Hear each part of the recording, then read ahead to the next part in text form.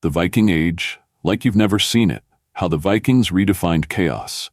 Imagine you're a peaceful monk, waking up to the sound of waves gently lapping the shore.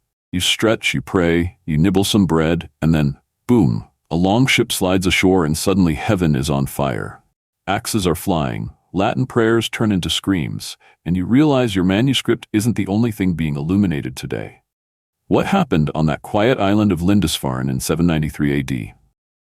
Why did the Vikings choose this remote holy site to start one of the most explosive chapters in European history? And who were these terrifying fur-clad axe-swinging tourists anyway? Pirates, farmers, or God's chosen warriors looking for fame, fortune, and maybe a new goat?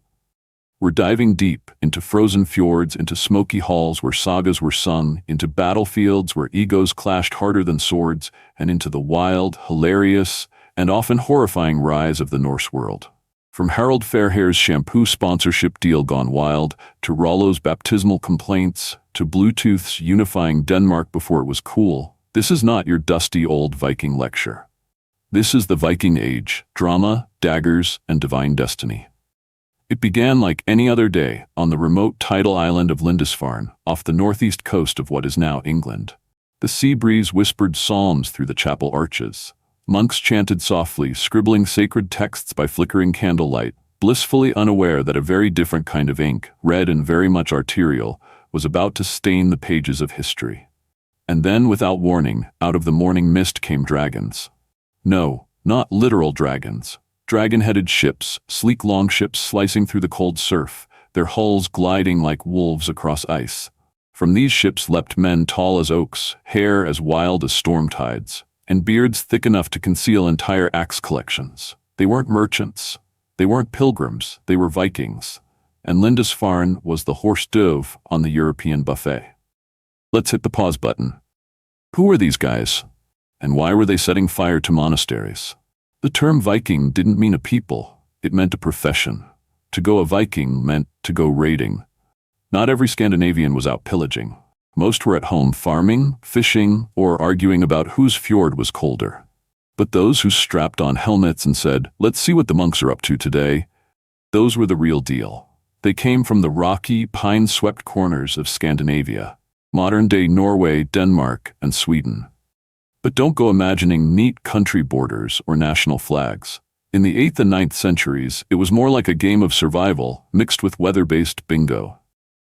You didn't live in a nation. You lived wherever you could scrape together a living without freezing, starving, or getting axe-murdered by your cousin. The Vikings believed in a gloriously chaotic pantheon of gods. Odin, the one-eyed boss man who traded his eye for wisdom and hung out with ravens. Thor, hammer-wielding, thunder-summoning protector of mankind and professional frost giant smasher. Loki, the original prankster with a PhD in betrayal and chaos. And their idea of heaven?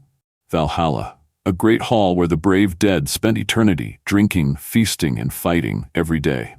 Yes, you die in battle, wake up in paradise, drink some mead, start a brawl, die again, and repeat forever. Disney, take notes. But their belief system wasn't just about war. It was about honor, reputation, and glory. And if you couldn't win glory at home because the land was frozen solid, or your neighbor had already stolen your goats, then you sailed elsewhere. Imagine trying to run a kingdom in a place where half the year is ice and the other half is mud. Scandinavia was not the kind of place where a king could just say, "Bring me tax revenue by Friday." More like, "If you happen to survive the bear-infested woods and cross the frozen river before it melts, I'd appreciate it if you maybe sent some barley." So kings ruled with what we call a light touch. People lived on islands, in valleys, over mountains, and in forests thicker than Thor's thighs. If a ruler wanted to enforce something, he needed either a loyal crew of warriors or really persuasive gifts, often plundered from abroad. Most Scandinavian kings had the power of suggestion and a sharp sword. The smarter ones gave out land, gold, or loot. The dumber ones ended up as next week's funeral feast. But some parts, southern Denmark, the fertile valleys of Sweden, the fjord-touched coasts of Norway, were better off. These became power centers, places where petty kingdoms grew into larger realms, usually after some family-friendly backstabbing. Before there were Viking helmets, which, spoiler alert, didn't have horns, there was chaos. The lands of Scandinavia were not united kingdoms. Oh no, they were like a medieval version of a high school drama club. Too many kings, not enough kingdoms, and every chieftain thought he should be the star of the saga. Each valley, fjord, or forest had its own lord, and they spent more time fighting each other than foreign foes. You couldn't throw a mead horn without hitting a guy who claimed to be king of the mountain goats east of the third pine tree. So naturally, the region was in political disarray, with petty kingdoms springing up and collapsing like a Viking soap opera. Around the year 872 AD, someone finally got tired of the drama and said, "Enough." That man was Harald Fairhair, or as I like to call him, Harald the Hair-Flipping Unifier. Why Fairhair? Well, legend says he vowed not to cut or comb his hair until he became the sole king of Norway. Clearly, Viking ambition came with conditioner. But was he really the one to unify Norway? Here's the twist. We don't actually know for sure. The sources come mostly from sagas written centuries later by Icelanders who may have enjoyed mead a little too much. But hey, never let facts get in the way of a good beard story. This is where things get cinematic. The Battle of Hafrsfjord, think Viking Game of Thrones season finale. According to Saga lore, Harald finally gathered enough muscle, allies, and itchy, uncut hair to face off against a confederation of petty kings who were sick of his unifying nonsense. The battlefield? A narrow fjord where Viking longships clashed, axes sang, and warriors yelled things like, "This is my fjord, Harald." Harald won. Decisively. Possibly even epically. It was such a crushing victory that, in true mic drop fashion, he declared himself the first king of all Norwegians. And to celebrate, he finally took a bath and got a haircut. Historic. While Norway was busy unifying under the Shampoo King, Denmark was still figuring itself out. The term Denmark wouldn't even be used until around 930 AD, and before that, it was just a collection of warlords with amazing cheekbones. But thanks to Frankish records, that's Charlemagne's crew, we know that some Danish lords were formidable players on the European stage. The Franks took the Danes very seriously, partly because they kept showing up uninvited with ships and torches. Over in Sweden, things were murkier than a mead barrel in a blizzard.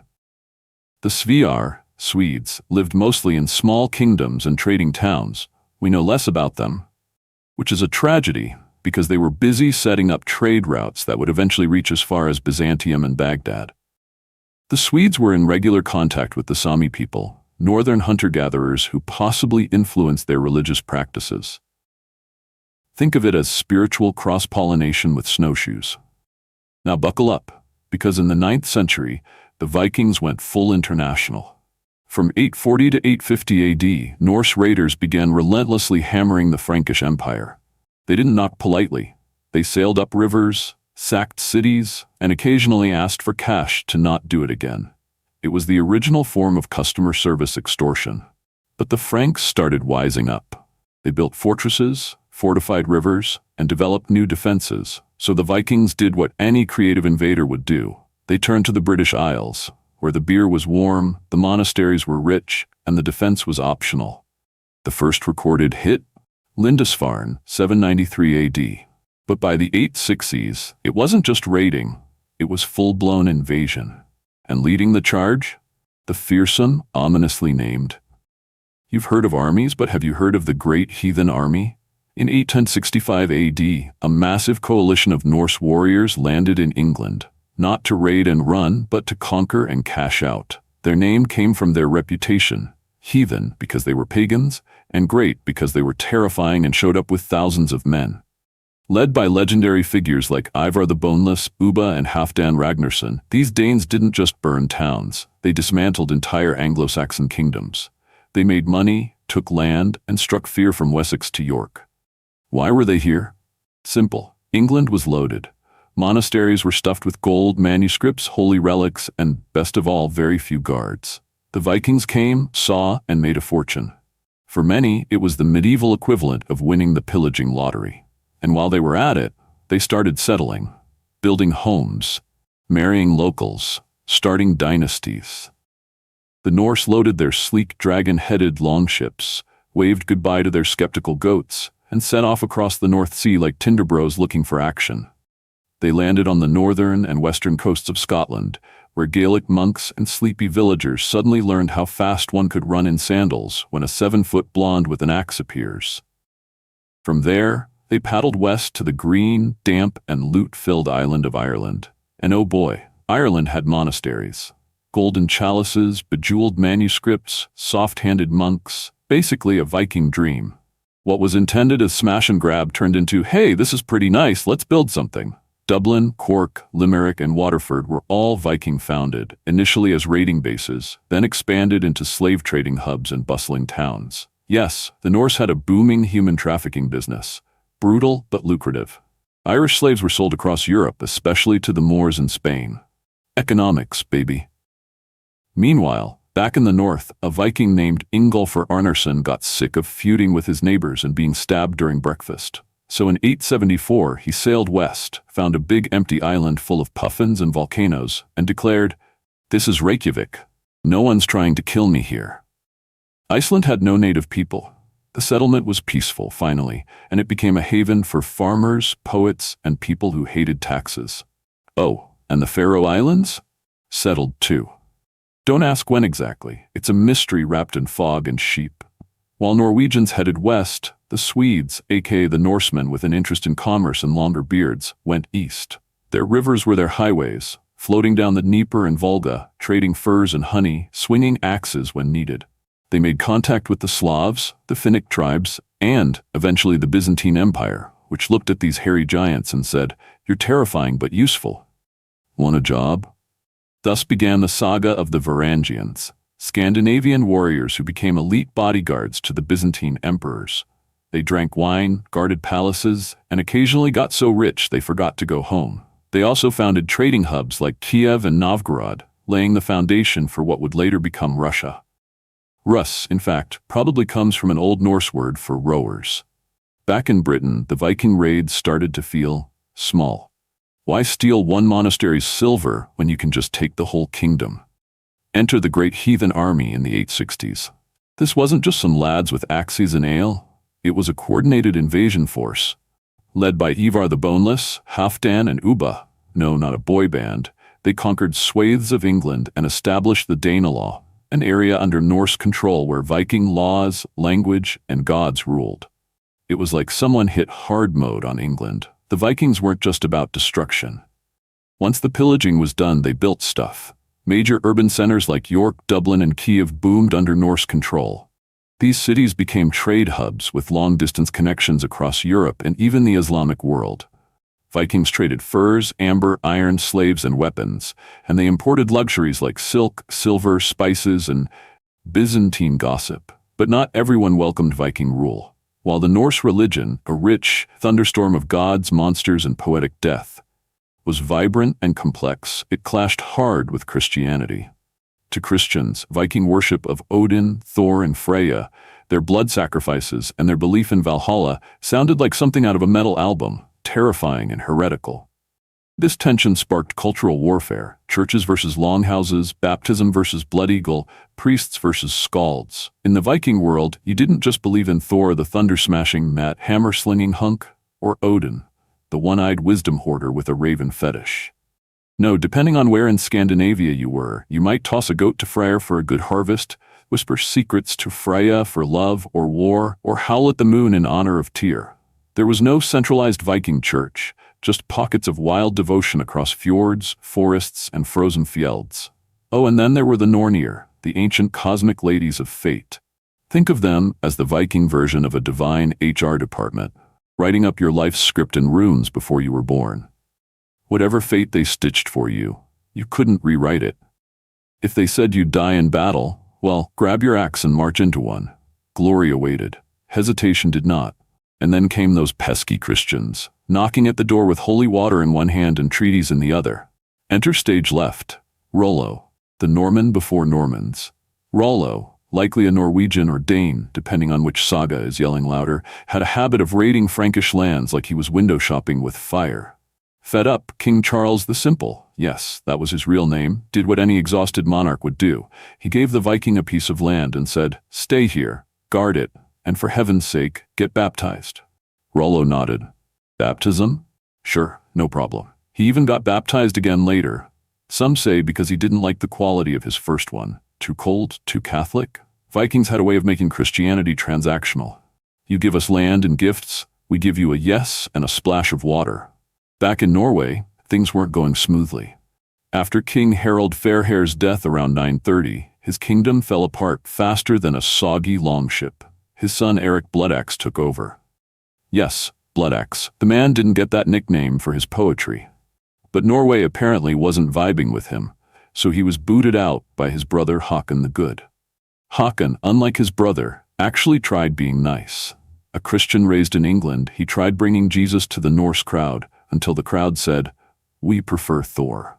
And Håkon, like a politician reading the room, quietly went back to the old gods. Smooth, Håkon, smooth. Meanwhile in Denmark, power shifted like sand in a storm. By the mid-10th century, the petty kings of this not yet official Denmark were still bickering until a man named Gorm the Old stepped in. Gorm died in 958, and his son Harald Bluetooth inherited the mess. Now Harald is famous for two things: unifying Denmark, which was no small task when your nobles were a cocktail of stubborn and sword-happy, becoming a Christian, but not voluntarily. You see, Harald tried to raid the Holy Roman Empire under Emperor Otto I in 960. It went poorly. Harald lost badly. So the terms were convert or else. To his credit, Harald agreed. After all, there were already Christians in Denmark, especially those returning from the Danelaw in England. Harald saw the writing on the runestone and made the best of it. He even had giant stones carved to commemorate his accomplishments.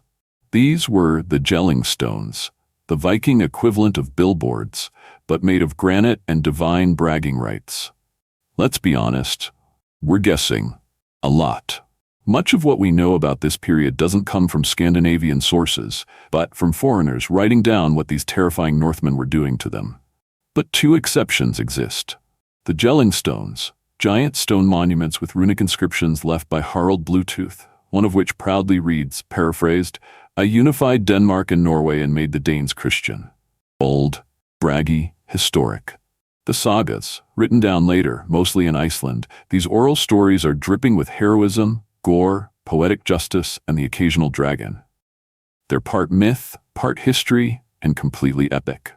Back in Denmark, Harald Bluetooth, no, not the Wi-Fi guy, but his namesake, had already conquered and converted. He beat the king of the Holy Roman Empire. Wait, no. He lost to Otto I in 960, and after his defeat, he figured baptism was better than death. Smart man. Harald made his Christianity official with some giant stones, the Jelling stones, which read like his resume. "I united the Danes and made them Christians. You're welcome." But Harald's son Sweyn Forkbeard, with a name so epic it could have its own metal band, wasn't one for Jelling stones. No, he preferred conquest, exile, and sailing across the North Sea to mess with England. He may have been booted out by his nobles or just decided to take his Viking roadshow elsewhere. Either way, by 1013, he'd conquered England itself. Briefly, he died in 1014, just as things were getting fun. Meanwhile, over in Iceland, the land of democracy, volcanoes, and passive-aggressive poetry, a man named Eric the Red was kicked out for a little manslaughter problem. He stumbled onto Greenland, said, "Looks pretty icy, but let's call it green," and made it home. His son, Leif Erikson, went even further. In 1001, he sailed into the history books by discovering North America, beating Columbus by nearly 500 years. But why didn't the Norse stay in Vinland? Probably because it was full of angry locals, terrible Wi-Fi, and zero mead halls. Sweyn's son, Knut the Great, took over and did what no Viking had done before. He created an empire that spanned England, Denmark, and Norway, the mighty North Sea Empire. And surprisingly, Knut wasn't all swords and fire. He ruled with the wisdom of a king who'd seen one too many beheadings. But like all Viking tales, it didn't last. Knut died in 1035, and, as with every Game of Thrones episode, succession chaos followed. His sons couldn't hold it together, and the empire collapsed like a drunken longship. Enter the final thunderclap of the Viking Age, Harald Hardrada, a veteran mercenary, a warrior king, the final boss of the Viking saga. In 1066, he sailed to England with dreams of crowns and conquest, and instead got an arrow through the throat at the Battle of Stamford Bridge. His death marked the curtain call of the Viking Age. Why? Because by then, the Viking kingdoms were Christian. They had bishops, laws, and even taxes. They couldn't just raid neighbors anymore. At least not without a good excuse and papal permission. The Viking Age was over, but its echoes would ring out for centuries. They had transformed language, law, and lineage across Europe. They spread Norse culture from Greenland to the Black Sea. And in a final ironic twist, it was William the Conqueror, great-great-great-grandson of Rollo the Viking, who actually did conquer England later that same year. So in a way, the Vikings got what they wanted after all.